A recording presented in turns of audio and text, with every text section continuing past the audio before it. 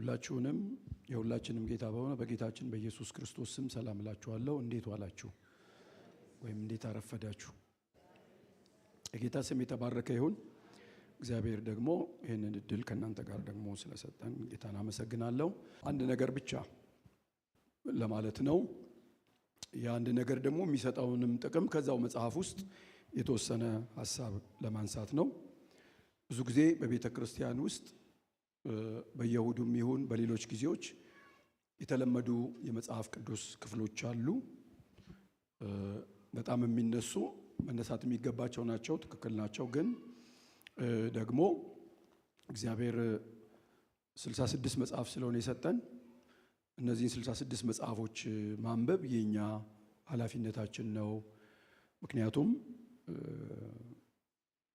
አንዳንዴ መልእክቶቹን እንኳን ሳናቃቸው ጊዜ ያልፋል፣ ዘመን ያልፋል፣ ወይ ደግሞ በህይወታችን የሆነ ነገር ሲመጣ የተጻፈውን እንኳን ለማሰብ ስለማናቀው ልንቸገር እንችላለን። ጌታ ኢየሱስ ክርስቶስ በምድር ላይ በነበረበት ጊዜ የነበረው እንቅስቃሴ በሙሉ ከመጽሐፍ ጋር የተያያዘ ነው። ሁላችሁ እንደምታውቁት ስለሱ እንዲህ ተብሎ ተጽፎ ነበር፣ ስለሱ እንዲህ ተብሎ ተጽፎ ነበር ይላል። ስለዚህ በመጽሐፍ እንደተጻፈ ይላል እሱ ራሱ በመጽሐፍ እንደተጻፈ ነው። እና መጽሐፍ ላይ የተጻፈ ነገር አለ።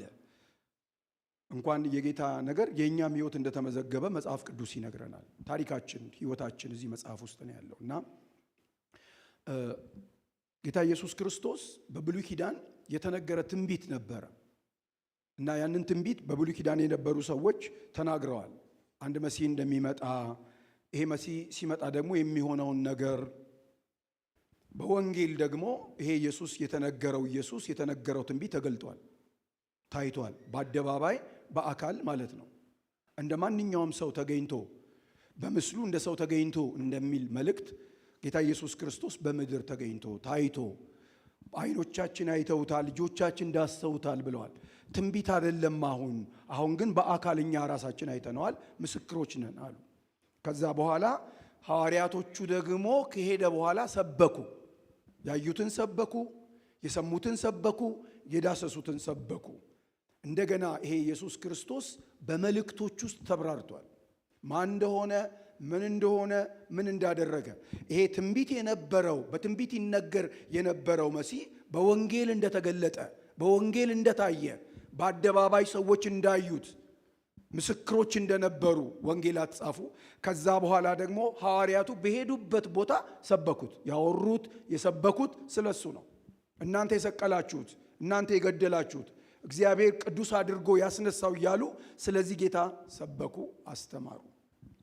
ዘመን እያለፈ ሲሄድ ግን እየመጡ የሄዱት ሐዋርያቱ፣ ሌሎችም ጌታ በመንገድ ላይ የተገናኛቸው የለወጣቸው ሰዎች ደግሞ ይሄ ኢየሱስ ክርስቶስን ሰበኩት። እኛ የተሰቀለውን ነው የምንሰብከው እያሉ፣ የተገለጠልንን ያየነውን ነው የምንሰብከው እያሉ። ስለዚህ በመልእክቶቹ ተብራራ።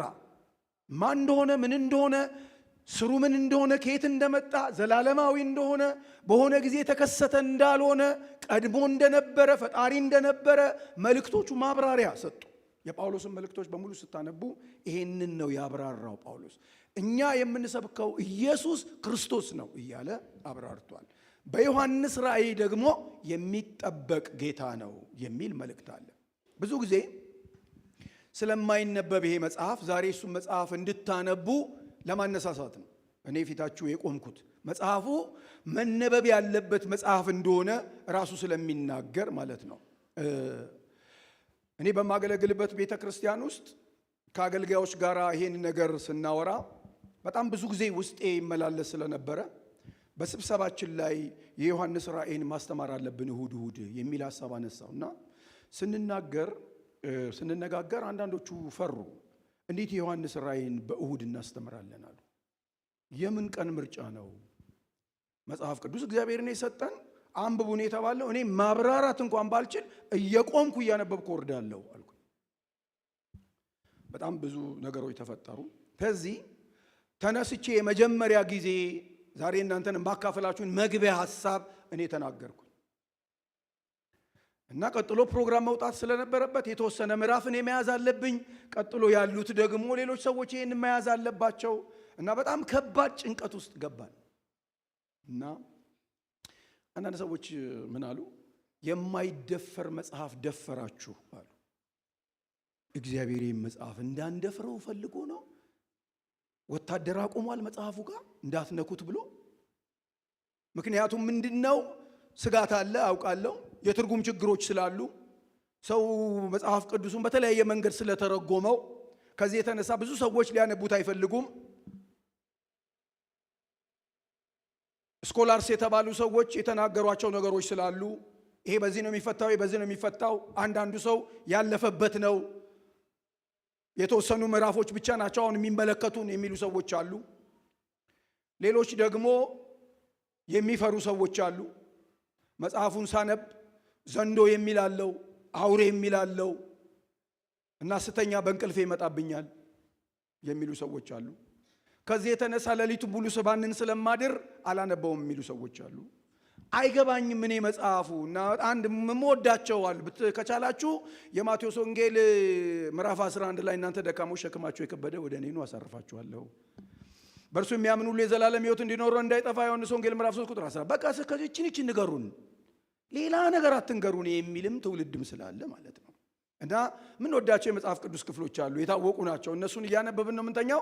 ጠዋትም እንዳልኩኝ አሁንም ለአንዳንዶቻችሁ እንዲጠቅም ብዙ ሰዎች ያው ወላጆቻችን እኔ ቄስ ትምህርት ቤት ነው ተምሬ ያደግኩት እንዳሁኑ አይደለም። እና ቄስ ትምህርት ቤት ተምሬ ዳዊት የደገማችሁ በስመ አብ ወወልድ ወመንፈስ ቅዱስ። እሺ በጣም ጥቂት ሰው የኔ ቢጤ ብዙ አይደለም ማለት ነው። ድሮ ዳዊት ነው የሚደገመው መዝሙረ ዳዊት በግዕዝ እኔ 5 ጊዜ ሳይገባኝ 5 ጊዜ በግዕዝ ብያለሁ። እና መዝሙረ ዳዊት በቤተ ክርስቲያን ታሪክ ውስጥ በጣም የሚወደድ መጽሐፍ ነው። እና ብዙ ሰው አሁንም ቢሆን ወላጆቻችን ትልልቅ ሰው ማንበብ የሚፈልገው መዝሙረ ዳዊትን ጥሩ ነው መዝሙረ ዳዊት። የመዝሙረ ዳዊቱን ግን መዝሙሩን የሰጠውን ጌታ ካላወቅ ነው በስተቀር በጣም ከባድ ነው። ስለኛ የሚናገር ነው፣ ውስጡ ጸሎት አለ፣ ልክ ነው። ግን መዝሙረ ዳዊት እያነበብን ዘመናችንን መጨረስ የለብንም። እና ይሄንን የዮሐንስ ራእይ መጽሐፍን ደፈር እንድትሉ ለማነሳሳት ነው ዛሬ የመግቢያ ሐሳብ። እንግዲህ ከቀጠላችሁ በግላችሁ አንብቡ፣ አለበለዚያም ቤተ ክርስቲያን ነው የማስተማር መንገድ ከተመቻቸ ሌላ ትርጉም ውስጥ ባንሄድም እንኳን እኔ አሁን በማነሳው ምክንያቱም ይሄንን መጽሐፍ ለሌላ ለ65ቱ መጽሐፎች ያልተባለ ነገር የተባለው እዚህ መጽሐፍ ውስጥ ብቻ ነው። ለሌሎቹ ያልተሰጠ ተስፋ ለዚህ መጽሐፍ ብቻ የተሰጠ ተስፋ አለ። ላንብብላችሁ፣ በጌታ በኢየሱስ ክርስቶስ ስም አነባለሁ። እንደዚህ ይላል። ምዕራፍ 1 ቁጥር 3 ነው የማነበው። ከ1 እስከ 3 ላንብብላችሁ። ቶሎ ይሆን ዘንድ የሚገባውን ነገር ለባሪያዎቹ ያሳይ ዘንድ እግዚአብሔር ለኢየሱስ ክርስቶስ የሰጠው በእርሱም የተገለጠው ይህ ነው። ኢየሱስ በመልአኩ ልኮ ለባሪያው ለዮሐንስ አመለከተ። እርሱም ለእግዚአብሔር ቃልና ለኢየሱስ ክርስቶስ ምስክር ላየውም ሁሉ መሰከረ። ዘመኑ ቀርቧል። የሚያነበው የትንቢቱን ቃል የሚሰሙትና በውስጡ የተጻፈውን የሚጠብቁ ምንድናቸው? ጮክ በሉ፣ ጮክ በሉ። ይሄ ብጽሕና በጌታ በኢየሱስ ስም ለዚህ ጉባኤ ይሁን። ማነሳቸው እነዚህን ሐሳቦች ስለሆነ ማለት ነው። ምንድነው? ትንሽ ግልጽ እንዲሆንልን ወዲና ወዲያ እያልኩኝ አንዳንድ ነገር ማስረዳት ስላለብኝ ታስታውሱ እንደሆነ በመጽሐፍ ቅዱሳችን ውስጥ ይሄ መጽሐፍ የሚጠናው ከትንቢተ ዳንኤል ጋር ነው። ከትንቢተ ዳንኤል ጋር ሲጠና በትንቢተ ዳንኤል መጽሐፍ ውስጥ እግዚአብሔር የትንቢተ ዳንኤልን መጽሐፍ ያለው ነገር አለ። ይሄ የአዲስ ኪዳን መጽሐፍ ውስጥ የተባለ ነገር አለ። ግልጽ ለማድረግ ማለት ነው። የትንቢተ ዳንኤል ምዕራፍ 12ን ስታነቡ አነባለሁ እነዚህን ጥቅሶች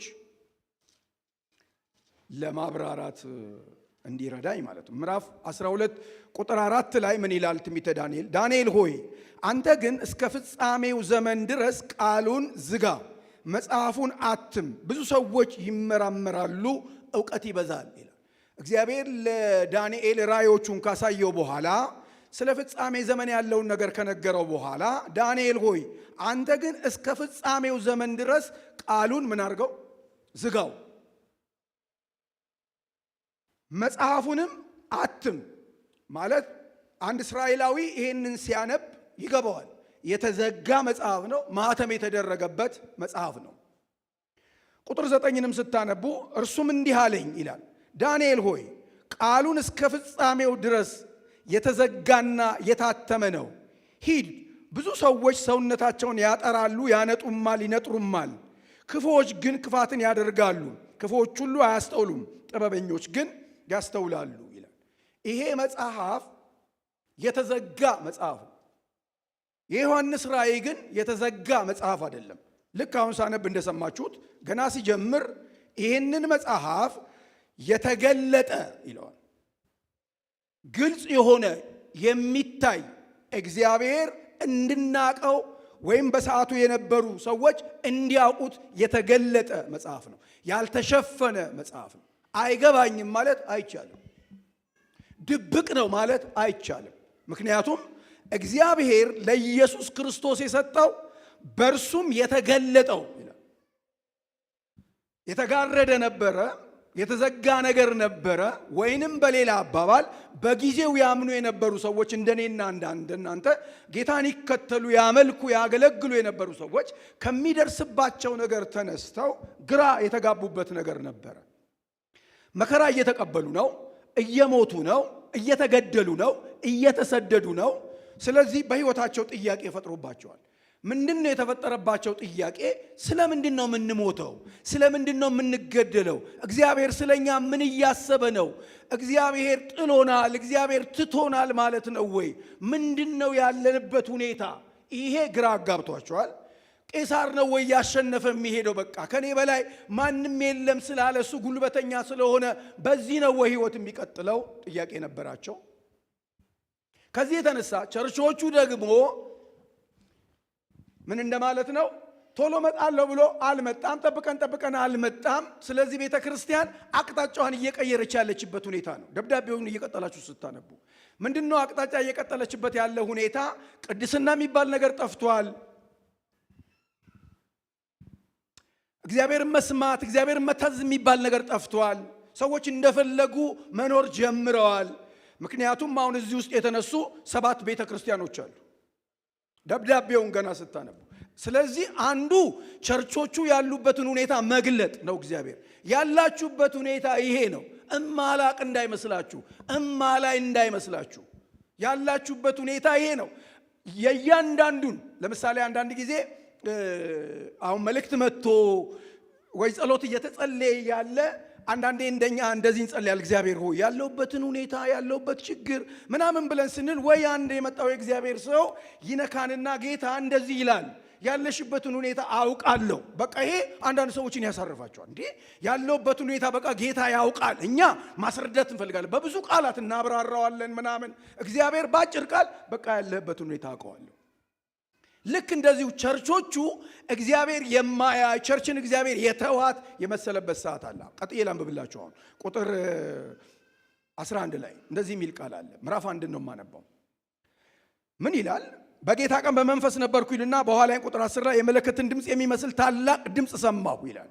ጠዋት እንዳልኩት እናንተን እምላችኋለሁ በጌታ በኢየሱስ ስም የእግዚአብሔርን ድምፅ የምትሰሙ እግዚአብሔር ያርጋችሁ። ድምፅ አለ። እግዚአብሔር ይናገራል። ዝም ያለ አምላክ አይደለም። እግዚአብሔር ድምፅ ያወጣል። በግል ይናገራል፣ በማህበር ይናገራል። ስለዚህ የምትሰሙ ሰዎች እግዚአብሔር ያድርጋችሁ።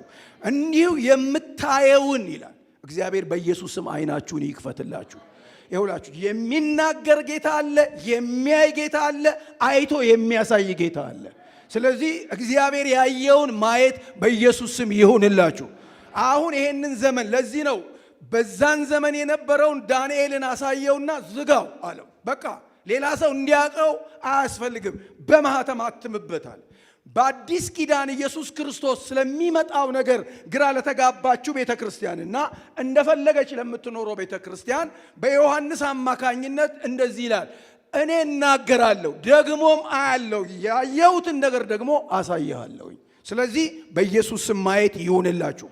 የምታየውን ይላል አሁን በመጽሐፍ ጽፈህ። እግዚአብሔር ለቤተ ክርስቲያን የላከው መጽሐፍ ነው። ብዙ ጊዜ እኔ እናገራለሁ፣ እግዚአብሔር ለቸርች ጥቅስ አላከም። በጥቅስ ልንጽናና እንችላለን፣ ልክ ነው፣ መልእክት ሆኖ ሊመጣ ይችላል። ግን እግዚአብሔር ለቤተ ክርስቲያን የሰጠው መጽሐፍ ነው። መጽሐፍ ቅዱስ ይባላል። 66 መጽሐፍ ነው። ከዚህ ይህም መጽሐፍ ማንበብ አለ። እየደጋገምኩ ላቅለው አንድ ነው ነጥቤ ዛሬ አንብቡ ልለው። መጽሐፍ ቅዱስን ከፈለጋችሁ ልትሉ ትችላላችሁ። አለበለዚያ ግን ይሄንን የዮሐንስን ራእይ ጋብዣችሁ ስለሚሄድ አንብቡት። ለምንድን ነው ማነበው ካላችሁ ምክንያቶቹን እዛው በቁጥር 3 ላይ የተጻፉትን ብቻ ነግሬያችሁ ነው የምወጣው እኔ አንዳንድ ክፍሎችንም እዚሁ ባነብም። ስለዚህ ምን ይላል? ቸርቾች ተነስተዋል። አሁን 7 ቸርቾች። እነዚህ ቸርቾች አብያተ ክርስቲያናት ናቸው፣ ሌሎችን የሚወክሉ ናቸው። ኤፌሶን ማለት ምን ማለት ነው? ዋናውን ዋና ያላደረገች ቸርች፣ የሆነ ነገር የጣለች ቸርች ናት እና መነጽር ይሰጠዋል። ዮሐንስ ቸርቾቹን ያውቃቸዋል። አሁን የሚጠራቸውን ቸርቾች ያውቃቸዋል፣ ያሉበትን ሁኔታ ግን አያውቅም። ቸርቾቹን ያገለግላቸዋል፣ ግን እየኖሩ ያለውን ሕይወት አያውቅም። የሚያውቀው ማን ነው? የቸርቿ ባለቤት ነው። ቤተ ክርስቲያን ባለቤት አላት። ባለቤቷ ሐዋርያት አይደሉም፣ ነቢያት አይደሉም፣ ፓስተሮቻችሁ አይደሉም። ቸርች የክርስቶስ ናት። ቤተ ክርስቲያን ባለቤት አለ። ባለቤቱ ይመጣል። ባለቤቱ ዝም ስላለ የተወ እንዳይመስላችሁ። ዝም ስላለ ስለታገሰ ማለት ነው። ስለታገሰ የማይመጣ የማይቀጣ እንዳይመስለን። ቤቱ ባለቤት አለው። ይሄ ቤት ባለቤት አለው። ይሄ ጉባኤ ባለቤት አለው። አንቺ ባለቤት አለሽ። ወይም ደግሞ ልክ ያገባችሁ ሰዎች ባለቤቴ ናት። ባለቤቴ ማለት አዛዤ እሷ ናት፣ አዛዤ እሱ ነው። በእኔ ላይ የሚሰለጥን በእኔ ላይ የምትሰለጥን እሷ ናት። ልክ እንደማለት ነው። ቸርች የክርስቶስ ናት። ባለቤቷ በደም ነው የዋጃት፣ በደም ነው የገዛት። ስለዚህ መልእክት አለው ለቸርቿ። እና እነዚህ ቸርቾች የመጀመሪያው ኤፌሶና ቀጥሎ ሰርመኔስ ነች። ሰርመኔስ ደግሞ ስደት ውስጥ ነው ያለችው ቅድም እንዳልኳችሁ። እና እግዚአብሔር ምላል በቃ አውቃለሁ፣ ያለበትን መከራ አውቀዋለሁ። የሰይጣን ዙፋን ባለበት ነው ያለው። አሁን ዝም ብላችሁ ታስቡ። ሰይጣን የነገሰበት እንደፈለገ የሚምነሸነሽበት ከተማ አገር ውስጥ እንዳለ አውቃለሁ። ይኸው ኤፌሶን፣ ሰርሜኔስ፣ ጴርጋሞን፣ ቲያጥሮን፣ ሰርዴስ፣ ፊላደልፊያ፣ ሎዶቅያ 7 አብያተ ክርስቲያናት ላክልኝ አለው ደብዳቤውን። እሱን ቀጥዬ አነባለሁ። ቸርቾቹም ትንሽ ልንገራችሁ። ጴርጋሞን ማለት ምንድነች? የምታመቻምች ቸርች ናት። ኮምፕሮማይዝ ታደርጋለች። ምንም ችግር የለውም። እንደፈለክ ብትሆን ምንም ችግር የለውም። የፈለከው ምንም ችግር የለውም። ከየትም አንጣ ገንዘብ ብቻ ለቸርች አስገባ። ዘርፈህም ይሁን ገለህም ይሁን የምታመቻምች ቸርች ናት። እነዚህ ቸርቾች ዛሬ የሉም ወይ? አሉ። ይኸውልህ በዚህ ምድር ላይ ቤተ ክርስቲያን አለች፣ ባለቤት አላት። ግን እየሆነች ያለችውን ነገር ነው መጽሐፉ የሚናገር። ለዚህ ነው አንብብ። ምን እየሆነ እንዳለ አንብብ። ምን እየተናገረ እንዳለ አንብብ። ምን ድምፁን እያሰማ እንዳለ አንብብ። ወይም ከዚህ መጽሐፍ ባለቤት ጋር ተገናኝና እግዚአብሔር መገለጥን ሲሰጥ መነጽር ይሰጥሃል። ዘመኑን የምታይበት፣ ትውልዱን የምታይበት፣ ቤተ ክርስቲያንና አብያተ ክርስቲያናትን የምታይበት። እሱን እየወጣ ፌስቡክ ላይ እንድትጽፈው ሳይሆን እንድታምጥ፣ እንድታለቅስ፣ እንድትማጸን ቅድም እንደተጠራ ለጸሎት እንደተጠራ እግዚአብሔር ሆይ ከዚህ ጉድ አውጣን እንድንል፣ ከወደቅንበት አንሳን እንድንል የሚያየውን አምላክ ፊት ተገኝቶ እሱ ያየውን አይተን ለጸሎት እንድንነሳ ማለት ነው። ስለዚህ የምታመቻመች ቸርች አለች። አሉ ቸርቾች። አሁን ደግሞ ህዝቡ የሚመቸው እሱ ነው። በቃ አይናገሩንም። በጣም ሰላማዊ ቸርች ነው። ፒስ ቸርች ይላሉ። እንደፈለክ ሆነ ስትመጣ አይቆጡም። የትከረምክ አይሉም። ምንድነው የምታደርገው አይሉም። ስራ ምንድነው አይሉም። ከዛስ ብቻ ገቢ ያስገባ። ገለህም ይሁን አርድህም። አራተኛዋ ቸርች ቲያጥሮን ናት። ክፉን የምታባብል ቤተ ክርስቲያን ናት። ምዕራፍ 2 እና ምዕራፍ 3 ላይ ታሪኮቹ አሉ። እናንተ እሱም ማንበብ ትችላላችሁ። ለዚህ ነው አንብቡ እያልኩ እየደጋገምኩኝ የምናገረው። ሰርዴስ አለች። በቁሟ የሞተች ቸርች ነች። በቁሟ ቸርች ነኝ ትላለች፣ ግን ሞታለች። ሞተህማል ይላቸው አለው ይላሉ። መዝሙር አለ፣ ጸሎት አለ፣ ፓስተር አለ፣ ወንጌላዊ አሉ። ሄዳችሁ አንብቡ። አሉ ቸርች ውስጥ ግን እግዚአብሔር ሲያይ ዮሐንስ እቺ ቸርች ሞታለች አሉ። እንደዚህ አይነት ቸርቾች ታፔላ አላቸው፣ ፓስተር አላቸው፣ አገልጋይ አላቸው፣ ግን ሞተዋል። እግዚአብሔር በቁም ከመሞት በኢየሱስ ስም ያድነን። አሉ የተባለ መሞት ስላለ ማለት ነው። ከዛ በኋላ ፊላደልፊያ አለች። ደግሞ እቺ ቸርች አለች። መቼም በሁሉ አታዝኑም እኮ። እግዚአብሔር ደግሞ እነዚህ ወንድማማቾች የሚዋደዱ ናቸው። እግዚአብሔር ሲያቸው የተከፈተ በር ሰጣቸው። በቃ እንዲያገለግሉ የተከፈተ በር የተሰጣት የተከፈተ በር የሚጠብቃት ቸርች ነች። ቸርች የመጨረሻዋ የምታቋት በጣም ብዙ ጊዜ የሚሰበክልን ቸርች አለች። ለምንድነው የመጨረሻዋ ዘመን ቤተክርስቲያን ይቺ ናት ይላሉ ብዙ ሰዎች። ግን ሰባቱንም ማንበብ ይጠቅማቸዋል። ለምንድነው? ሁሉም አንድ አይነት ስላይደለ ማለት ነው። ሁሉም በአንድ መልክ ስለማይፈስ ማለት ነው። እቺኛዋ ቤተክርስቲያን ደግሞ የሚገርማችሁ ነገር ስም አላት። ግን ጌታ እንዲህ አለ፣ ልተፋሽ ነው አለ። እሺ ሲሪየስ ቶብዬ ልተፋህ ነው። ጌታ ሆይ ማሪ ነህ ይቅር ባይ ነህ ምናምን በሷ ልተፋህ ነው። ስለዚህ ማንበብ ይጠቅማል። የሚጠቅመን ለምንድን ነው? እነዚህ ቸርቾች ለምሳሌ በእነዚህ አብያተ ክርስቲያናት መካከል መታረም የሚገባቸው ነገሮች ስላሉ ማለት ነው። አንዳንዱ ነገር ምንድን ነው? በራድ ወይ ትኩስ ስላልሆንክ ልተፋ ነው። ስለዚህ አስጠነቅቀሃለሁ አለ። ኤፌሶን የመጀመሪያውን ፍቅርሽ ጥለሻል፣ ስለዚህ ታረሙ ነው የሚለው። ታረሙ፣ ተስተካከሉ ነው የሚለው። ሌሎቹን ደግሞ አይዞ እስከ ሞት ድረስ የታመንኩን ይላል። ትሞታለህ ግን ታማኝ ሆነህ ቁም። እሺ ይህንን የሚናገረው ማን ነው? ይኸው ባለቤቱ ምን ይመስላል ካላችሁ አሁን ቀጥያ ነባለው ከቁጥር 12 እስከ 16 የቸርቿ ባለቤት ይሄ ነው። የቸርች ባለቤት ይሄ ነው። ስናነብ ስለማን ነው የምናነበው ካላችሁ ስለዚህ እንዲህ ይላል፣ የሚናገረኝን ድምፅ ለመስማት ዞር አልኩኝ ይላል። እግዚአብሔር ስሙ ለዘላለም ይባረክ። ሲናገር እንድንሰማ እግዚአብሔር ይርዳን። ኢግኖር አድርገን ከመሄድ እግዚአብሔር ያድነን። ምክንያቱም አንዳንድ ሰው እየሰማ ቸርች ውስጥ ቁጭ ብሎ እግዚአብሔር እየተናገረው የሚወጣ ሰው አለ። ግን የሚናገረኝን ድምፅ ዞር አልኩኝ። ዞር ባልኩኝ ጊዜ 7 የወርቅ መቅረዞች አየሁ ይላል። 7 የወርቅ መቅረዞች፣ በመቅረዞቹም መካከል የሰው ልጅ የሚመስል አየሁ። እርሱም እስከ እግሩ ድረስ ልብስ የለበሰ ደረቱን በወርቅ መታጠቂያ የታጠቀ ነበር ይላል። አሁን ዝም ብላችሁ የዮሐንስን ወንጌል አስቡ። ዮሐንስን ወንጌል ስታስቡ ኢየሱስና ዮሐንስ ጎን ለጎን ሄደዋል። አብረው ወጥተዋል፣ አብረው ገብተዋል፣ አብረው በልተዋል፣ አብረው ጠጥተዋል። ሲሄድ አይቶታል።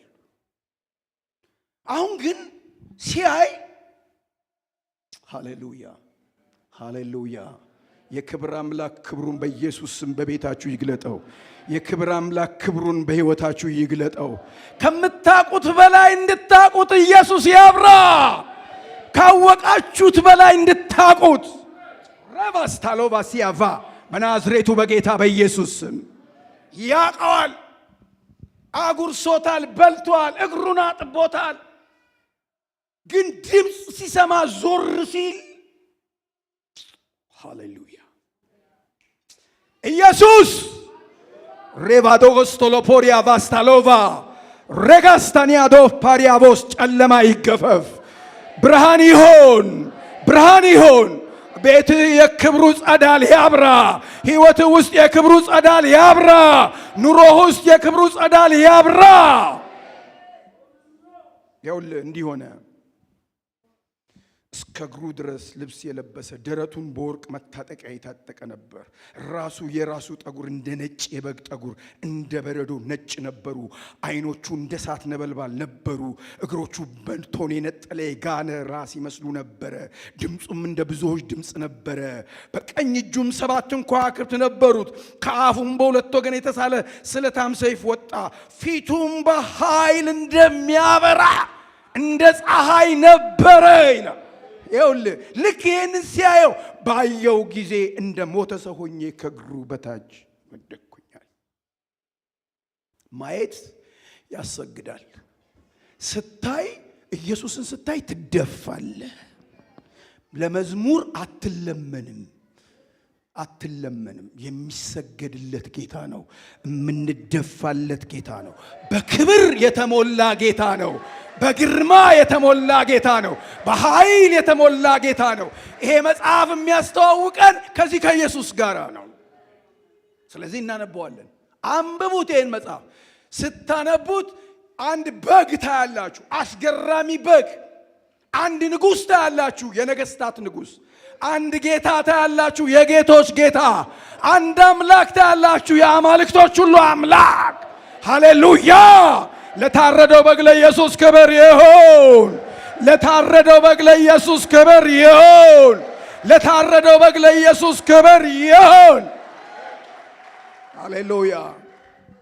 በግ አንበሳ፣ አንበሳው በግ፣ በግ አንበሳ የታረደ መጽሐፉን የወሰደ አንበሳ በግ የነገሰ ማኅተሙን የፈታ በግ አንበሳ መስዋዕት የሆነ በግ አንበሳ ሞቶ የተነሳ ስሙ ለዘላለም የተባረከ ይሁን። አንበሳ በግ ማስፈራራቱ፣ የቁጣው ኃይልና ትኩሳቱ። በግ አንበሳ አቤቱ ፍቅሩ፣ አንበሳው በግ የሚቆጣ በግ አንበሳ የሚያድን፣ በግ አንበሳ የሚፈርድ፣ በግ አንበሳ የሚያበራ፣ በግ አንበሳ በክብር የሚመለስ። ይሄንን ሲያይ ዮሐንስ መጀመሪያ እንዲህ ብሎ ነበር፣ እነሆ የዓለምን ኃጢአት የሚያስወግድ የእግዚአብሔር በግ ብሎት ነበር። አሁን ግን ሲያየው በክብር፣ አሁን ሲያየው በግርማ፣ አሁን ሲያየው በኃይል። ስለዚህ መቆም አልቻለም፣ ወደቀ። የሚጥል ክብር በኢየሱስም በሕይወት ላይ ይገለጥ፣ በቤት ላይ ይገለጥ፣ በኑሮ ላይ ይገለጥ፣ በቸርች ውስጥ ይገለጥ። የሚያበራ የንጋት ኮከብ በላያችሁ ላይ ያብራ። ቬጋስታ ሎቫሲያቫ በናዝሬቱ በጌታ በኢየሱስ ስም ኢየሱስን የሚጋርዱ መጋረጃዎች ለዘላለም ይቀደዱ። ኢየሱስን የሚያሳንስ ወገቡ ይወጋ፣ ኃይሉ ይሰበር። ኢየሱስ የጌቶች ጌታ ነው። ኢየሱስ የነገስታት ንጉሥ ነው። ይሄን ኢየሱስን የሚያደምቅልን መጽሐፍ የዮሐንስ ራእይ ስለሆነ ከፍታችሁ አንብቡ። ጧት ያልኩትን ምሳሌ ያነበብኩትን ልንገራችሁ። የተማሩ ሰዎች፣ መጽሐፍ ቅዱስ ትምህርት ቤት አስተማሪዎች አስተምረው ሲጨርሱ በረፍታቸው ሰዓት ለመዝናናት ባስኬት ሲጫወቱ የእነሱን የባስኬት ሜዳ የሚያጸዳ አንድ ጽዳት ሰራተኛ ነበር። አጽድቶላቸው ተጫወቱ። ቀጥሎ ሊያጸዱ ረጅም ሰዓት ስለተጠቀሙ ቁጭ ብሎ መጽሐፍ ቅዱስ ያነባል እሱ እና ፕሮፌሰሩ መጡ። ሲያዩት ያነባል። መጽሐፍ ቅዱስ እያነበብክ ነው አሉት። አዎ። የጽዳት ሰራተኛ መጥረጊያ ያዘ። ምንድን ነው የምታነበው? ዮሐንስ ራእይ አለ። ይገባሃል አሉት። አዎ በደንብ ይገባኛል አለች። ምንድን ነው የገባ አሉ። የገባኝ ኢየሱስ የጌቶች ጌታ፣ ኢየሱስ የነገስታት ንጉሥ። ፕሮፌሰሩ መራቀቅ ነው የፈለጉት። ዮሐንስ ራእይ እንዴት ላንተ ይገባል? እንዲገባኝ ነው እግዚአብሔር መጽሐፍ የሰጠኝ። እንዳይገባኛል እንዲገባኝ የሚተረጉምልኝ የመጽሐፉ ደራሲ ከኔ ጋር ነው ያለው። የመጽሐፉ ደራሲ መንፈስ ቅዱስ ነው። ደራሲ ከሌ አይደለም። ደራሲው መንፈስ ቅዱስ ነው። የነዳቸው እኔ ጋር አለ። እኔንም ይነዳኛል፣ አንተንም ይነዳል። ይኸው ሊያነበበሉት እኛ ሽማግሌ ጽዳት ሰራተኛ ዮሐንስ ወንጌል ምዕራፍ 17ን አውጥቶ ለፕሮፌሰሩ አነበበ። እሱ ላነበላችሁ ነው። ጥቅሱን እንዲህ ይላል። ምዕራፍ 17 ቁጥር 14። ከዛ ነጥቦቼን ነግሬያችሁ ጨርሳለሁ። እንዲህ ይላል፣ እነዚህም ይላል ከላይ ያሉትን እያነሳ ነው። በመጨረሻው ዘመን ስለሚሆኑ ነገሮች እናንተ ክፍሎቹን ቁጭ ብላችሁ አንብቡ። ወደ ኋላ ከሄድኩ በጣም ጊዜ ስለሚፈጅ ብዬ ነው። እነዚህም አንድ ሐሳብ አላቸው፣ ኃይልና ስልጣናቸውን ለአውሬው ይሰጣሉ። እነዚህም ይላል ስለ አውሬው ስለምን የሚያወራ ነው። ከዛ በጉን ይዋጋሉ ይላል። እስቲ በጉ በሉ፣ በጉ በሉ፣ እስቲ ጮክ በሉ። የኢየሱስ ስሙ ነው። በጉ በሉ እስቲ። ሃሌሉያ። አስነብባቸዋለሁ፣ አነባለን። በጉ የዋሁ በግ፣ ታዛዡ በግ፣ አሸናፊ የሆነ በግ። ዮሐንስ ራእይ ሲያይታቸው ምዕራፍ 5 ስታነቡ እንደ ታረደ በግ ቆሞ አየው ይላል። ዝም ብላችሁ የታረደ በግ እኮ ነው ያየው። ማን ይፈታል ማኅፀቡን ሲባል እንደ ታረደ በግ ቆሞ አየው። ሃሌሉያ። የተባረከ በግ፣ ስለ እኔ የታረደ በግ፣ ስለ አንቺ የታረደ በግ፣ ዋጋ የከፈለ በግ። ኢየሱስ ስሙ ለዘላለም ይባረክ። ይኸው ለሰይጣን መጨረሻ ላይ የሚዋጋው ከሱ ጋር ነው። እንዲህ ይላል፣ በጉን ይዋጋሉ፣ በጉም የጌቶች ጌታ የነገስታት ንጉሥ ስለሆነ እነርሱን ድል ይነሳል ይላል። ከእርሱ ጋር ያሉ የተጠሩ የተመረጡ የታመኑ ደግሞ ምን ያደርጋሉ? ጮክ በሉ እስቲ፣ ጮክ በሉ እስቲ፣ ጮክ በሉ። ይኸውልህ ትግሉ አለ። ስለዚህ እንደዚህ ላስብላችሁ ነው። ቀኝ እጃችሁን አንሱ። ግድ የላችሁም ዛሬ በጉ በሉ። የጌቶች ጌታ የነገስታት ንጉሥ እሱ ድል ነሺ ነው። በጉ የጌቶች ጌታ የነገስታት ንጉሥ ነው። እሱ ድል ነሺ ነው። ስለዚህ አንተ የድል ነሺ ልጅ ነህ። ሃሌሉያ! የተጠራ ነው ወደዚህ ነው። ያ ምስኪን ጽዳት አጽጂ ለፕሮፌሰሩ እንደዚህ አላቸው። ምን ገባ ሲሉት የገባኝ ኢየሱስ የጌቶች ጌታ ነው። ኢየሱስ የነገስታት ንጉሥ ነው። የዚህ ዓለም ታሪክ የሚጠናቀቀው በእሱ አሸናፊነት ነው አላቸው። በቃ አለቀ። ያው ስታነበው አውሬ የለው ምን የለው ምን የለው፣ ያበረታል፣ ያነሳሳል። ስለዚህ አንብቡት ልላችሁ ነው። ይሄ መጽሐፍ የብጽዕና መጽሐፍ ነው። ብጽዕናዎቹን ላነብላችሁ ነው። ጠዋት አንድ አጉድያለሁ። ለእናንተ ሙሉውን ካልተሳሳትኩ ካልዘለልኩ ደግሞ እኔ ስለምቸኩል ዘላለሁ። ጠዋት አንድ አጉድያለሁ። አሁን ሙሉን ለማንበብ እሞክራለሁ። አንዳንድ መጽሐፉን ለምንድን ነው የማነበው ብላችሁ ካላችሁ የብጽዕና መጽሐፍ ስለሆነ ነው የምናነበው። ምንድን ነው በውስጡ ያለው ብጽዕና? 1 2 3 4 እያልኩኝ ብጽዕናዎቹን ላነብላችሁ ነው። ዮሐንስ ራእይ ምዕራፍ 1 ቁጥር 3 የመጀመሪያው ነው። ስላነበብኩት እሱ ላናነብ። ሁለተኛው ምዕራፍ 14 ላይ ያለ ቃል የሚሰሙት ስላለ ሁለተኛው ምዕራፍ 14 ቁጥር 13 ይቅርታ፣ ምዕራፍ 14 ቁጥር 13 ከሰማይ ከእንግዲህ ወዲህ በጌታ የሚሞቱ ብፁዓን ናቸው፣ መንፈስም አሁን ከድካማቸው ያርፍ ዘንድ ስራቸው ይከተላቸዋል ይላል ብለህ ጻፍ የሚል ድምፅ ሰማሁ ይላል። ከሰማይ ከእንግዲህ ወዲህ በጌታ የሚሞቱ። አሁን በጣም ብዙ ሰው ምን እየሆነ ነው? ጮክ በሉ። አይዟችሁ፣ አትፍሩ። ጴንጤ ሞት እንደሚፈራ ቃለሁ፣ ግን ጮክ በሉ። በጌታ ምን የሚሉ የሚሞቱ። እንሞታለን። እኔ ሞታለሁ፣ እናንተ ትሞታላችሁ። በቃ ጌታ ከመጣ በቅጽበት ዓይን እንለወጥ። አለበለዚያ ግን እንሞታለን። ሺህ ምርቃት ብትመረቅ ትሞታለህ። ከመሞት በፊት ግን የኛ ሞት ግን የከበረ ሞት ነው። የውርደት አይደለም። የጻድቅን ሞት እኔ ልሙት ብሏል እኮ ተመኝቷል። ፍጻሜ እንደሱ ፍጻሜ በሆነልኝ አለ። ለምን? የጻድቁ ሞት በእግዚአብሔር ፊት የከበረ ነው ይላል። እዚህ ጋር ሲነግራቸው ምን ይላል መሰለ? እግዚአብሔር ከእንግዲህ ወዲህ በጌታ የሚሞቱ በጌታ ናቸው፣ ግን ይሞታሉ። እግዚአብሔር መጨረሻችንን ያሳምርልን። አንዳንድ ሰው ሚሞት አይመስለው፣ ሚሞት ስለማይመስለው ይዝናናል። ሚሞት ስለማይመስለው ይቀብጣል። ሚሞት ስለማይመስለው ሞት ውስጥ 2018 ውስጥ እርግጠኛ ነኝ ፕሮግራማችን ውስጥ የለም፣ ግን እኔ በጣም ብዙ ሰው እየሸኘን ነው። አሁን ፈቀቅ እያለን ጠጋበል ይሄዳሉ። እኛ እየተጠጋን ነው፣ ቀረብ እያለን ነው። አይዟችሁ እንሞታለን። የእኛ ሞት ግን የብጽዕና ሞት ነው። የተባረከ ሞት ነው። የእረፍት የደስታ ሞት ነው። ወደ ጌታ መግባት ነው። ክብር ነው። ይኸውልህ ያ ነፍሰ ገዳይ ሰው ያ ዱርዬ ያ ማጅራት መጪ እንኳን በዛች ቅስፈት ጌታ ሆይ በመንግስት አስበኝ ስለው አሁን ከኔ ጋር በገነት ትሆናለህ። ሃሌሉያ። ለጌታ ኖረህማ ክብር ነው። ጌታንማ አገልግለ ክብር ነው። ለጌታ ሕይወትንማ ሰጠ ብጽዕና ነው መጽሐፉ። ስለዚህ ይህንን ብጽዕና ያወራልናል። የብፁዓን መጽሐፍ ነው። የሚያነቡ የሚሰሙ የሚታዘዙ ብፁዓን ናቸው እንዳለ በጌታ ሆነው የሚሞቱ ብፁዓን ናቸው።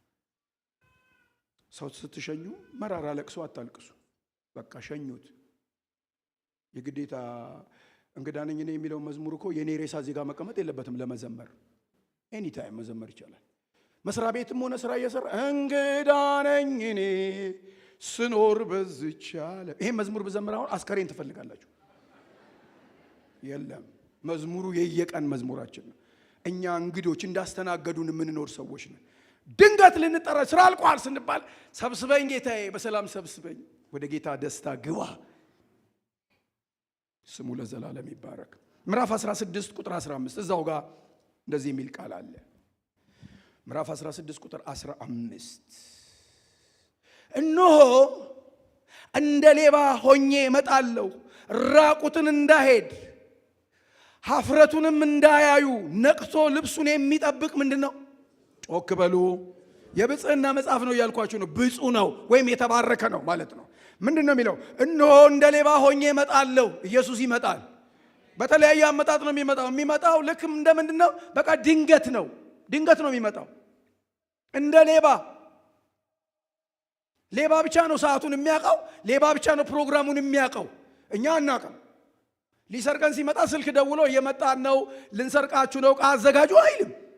ሌባ ነው፣ ሊሰርቀን ነው የሚመጣው። ወይ በአፍላ እንቅልፍ ላይ ነው የሚመጣው፣ በከባድ ሰዓት። ልክ እንደዚሁ ጌታ ኢየሱስ ክርስቶስ ድንገት ነው የሚመጣው። ድንገት ስለሆነ በሞትም ሊመጣ ይችላል፣ በተለያየ ጉዳይም ሊመጣ ይችላል። እኔ አላቅም። ግን ምንድን ነው የሚለን? እንደ ሌባ ሆኜ እመጣለሁ፣ ራቁቱን እንዳይሄድ ይላል።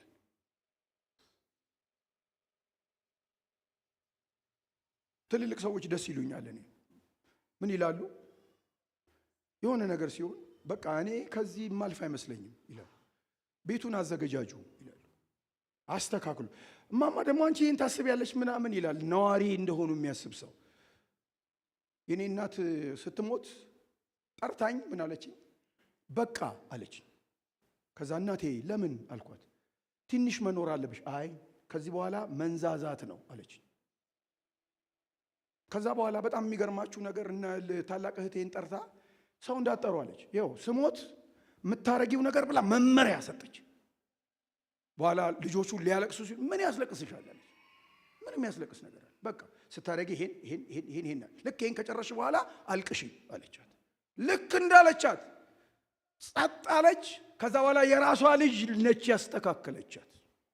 ትልልቅ ሰዎች ያውቃሉ፣ ይገባቸዋል። እኛ ምን ሆነን መሰላችሁ? ከዚህ ምድር ጋር ተጣበቅን። በስብከት ተጣበቅን፣ በትምህርት ተጣበቅን፣ በጸሎት በሆነ ነገር ብቻ ቸከሉን። እንዳንነቀል አድርገው ኮንክሪት ነው የሰሩን። ኮንክሪት እዚህ እኛን ማላቀቅ በጣም ከባድ ነው። ጌታ ግን ይመጣል። ሲመጣ ይኸውላችሁ ራቁትን እንዳትሆን ማለት መሰለ ጸጋ፣ ለአገልግሎት የተሰጠን ጸጋ፣ የሆነ ስራ ሰርተን አገልግለን ጌታ ሳንሳቀቅ ደስ ብሎን።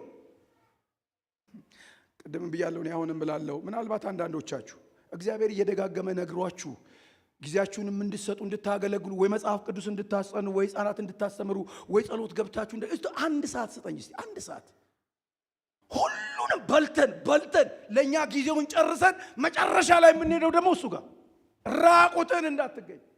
ምንም እኮ አላገለገልከኝ፣ ምንም እኮ አልሰራ።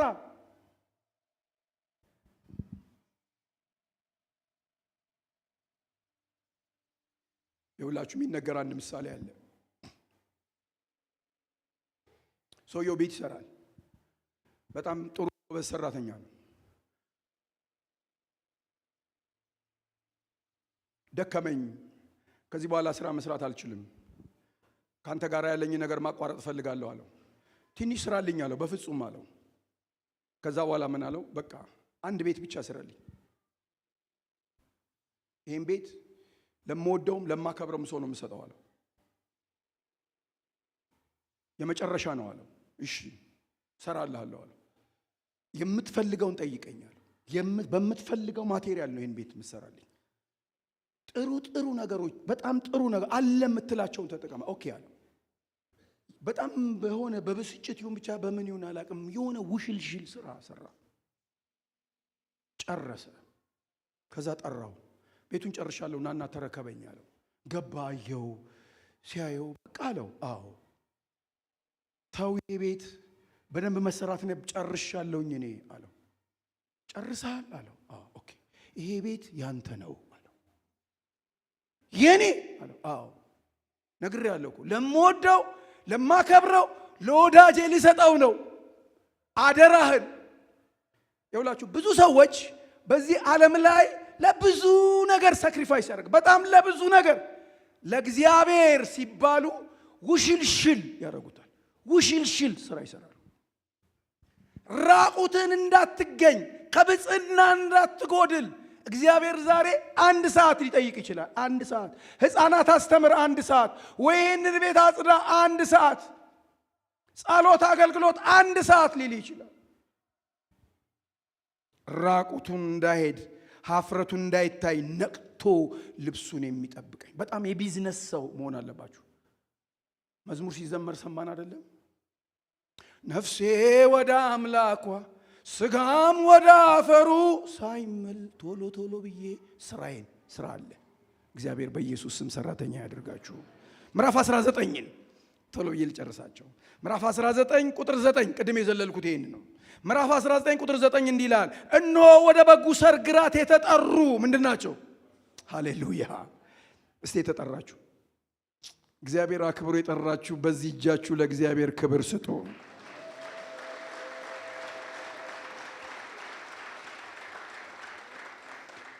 ቤተ መንግስት አይደለም የተጠራችሁት፣ የነገስታቱ ንጉሥ የጌቶቹ ጌታ የአማልክቱ አምላክ ሰርግ ላይ እንድትገኙ ጥሪ ተደርጎላችኋል። ወደ በጉ ሰርግ የተጠሩ የተባረኩ ናቸው። ከእድልም እድል የመጨረሻ እድል በኢየሱስ መጠራት ነው። ይሄ ብጽዕና ነው። መጽሐፉ ይሄን ነው የሚያወራው። የዮሐንስ ራእይ የብጽዕና መጽሐፍ ነው። ምናልባት ዛሬ ከዚህ ጌታ ጋር ያልተቀላቀላችሁ ካላችሁ ካርዱ ዛሬም አለ፣ አልተዘጋም። የምህረት ደጅ፣ የይቅርታ ደጅ። ኢየሱስ ዛሬም ያድናል። ኢየሱስ ዛሬም ነፃ ያወጣል። ምነው እዚህ ሰርግ ላይ በተገኘው የምትሉ ሰዎች ካላችሁ ዛሬ መምጣት ይቻላል። እድሜ አይጠይቅም፣ ቁመና አይጠይቅም፣ ዕውቀት አይጠይቅም፣ ችሎታ አይጠይቅም። ኢየሱስ ለአንዴና ለዘላለም ዋጋውን ከፍሎ ጨርሷል። ምዕራፍ 20 ቁጥር 6 እንደዚህ ይላል። ምዕራፍ 20 ቁጥር 6 ይህ የፊተኛው ትንሣኤ ነው። በፊተኛው ትንሣኤ ዕድል ያለው ምንድን ነው? ብፁዕ ነው፣ ቅዱስ ነው ይላል። ትንሣኤ አለ። ቅድም ያልኳችሁ ነው። ልክ እንደ ሞትን ደግሞ ምን ላለን? እንነሳለን። የኛ የተባረከ ተስፋ እሱ ነው። ኢየሱስ ይመጣል። ወደ ጌታ የሄዱት ከጌታ ጋር ይመጣሉ። እዚህ በምድር ያሉት በቅስፈት ዓይን ይለወጣሉ። መቃብር ይከፈታል፣ ሰዎች ይነሳሉ። እኛ እኮ ለዚህ ነው በዚህ ሕይወት ብቻ ተስፋ የምናረግ ከሆነ ከሰው ሁሉ ይልቅ ምስኪኖች ነን ብለው የቆሮንቶስን መጽሐፍ ለመጻፍ ያበቃው እኮ ጳውሎስ የትንሣኤ ተስፋ አለ አላቸው። ትንሣኤ አለ። እንደተነሳ ያስነሳናል ኢየሱስ። ሞቶ ድል መንሳት የት አለ የሚባልበት ቀን ይመጣል። ለምን? ትንሣኤ አለ። በዚህ ትንሣኤ ተስፋ ነው ጌታን የምናገለግለው፣ ከጌታ ጋር የምንሆነው። ይሄንን ትንሣኤ የሚያገኝ ሰው እድለኛ ነው፣ ብፁዕ ነው፣ የተባረከ ነው። ምን ማለት ነው? ቁጭ ብላችሁ አጥኑ፣ አንብቡ። ምዕራፍ 22 ቁጥር 7 ምዕራፍ 22 ቁጥር 7 እንዲህ ይላል፣ እነሆ በቶሎ እመጣለሁ፣ የዚህን መጽሐፍ ትንቢት ቃል የሚጠብቅ ምንድን ነው? ብፁዕ ነው። የሚሰሙ የሚያነቡ በውስጡ የተጻፈውን የሚጠብቁ ብፁዓን ናቸው። ልክ እንደዚህ እንዳለ ይሄኛው ሌላው ብፅዕና በቶሎ እመጣለሁ፣ የዚህን መጽሐፍ የዚህን ብሉይ ኪዳን አዲስ ኪዳን የዚህን የዮሐንስ ራእይን መጽሐፍ ትንቢት ቃል የሚጠብቁ። ምንድነው ትንቢቱ? ቅድም ያልኳችሁ ምናልባት እነዛ ቸርቾች ላይ የተነገሩ 7 ንግግሮች አሉ። 7ቱ ንግግሮች እንደዚህ የሚሉ ናቸው። መንፈስ ለአብያተ ክርስቲያናት የሚለውን ጆሮ ያለው ይስማ። በጌታ በኢየሱስ የምትሰሙበት ዘመን ወራት እግዚአብሔር ያርግላችሁ። የትንቢቱን ቃል የሚጠብቁ ይላል። ማንበብ ሌላ ነገር፣ መስማት ሌላ ነገር፣ መጠበቅ ደግሞ ማድረግ። ጌታ እንዲህ ብሎኛል፣ በቃ በዚህ መንገድ አትሄድ ብሎኛል፣ ከዚህ ተለይ ብሎኛል። የዮሐንስ ራእይን ቁጭ ብላችሁ ስታነቡ ታገኟቸዋላችሁ። አንዳንዶቹ ነገር ፊት ለፊት ፍንትውን ያሉ ቸርቾቹን ስታነቡ የምታዩት ነገር አለ። ቀጥሎ ያሉትን መጽሐፎች ስታነቡ የምታገኙት ነገር አለ። ስለዚህ በዚህ መጽሐፍ ውስጥ የተጻፈውን የትንቢት ቃል የሚጠብቅ እግዚአብሔር ጠባቂዎች ያደርጋችሁ። እኔ እንዲህ አላደርግም፣ እኔ እንዲህ አልሆንም፣ እኔ እንዲህ ታዝዣለሁ፣ መጽሐፍ እንዲህ ብሎኛል የምትሉ ሰዎች በኢየሱስ ስም እግዚአብሔር ያደርጋችሁ። የመጨረሻው ምዕራፍ 22 ቁጥር 14 እንደዚህ የሚል ቃል አለ።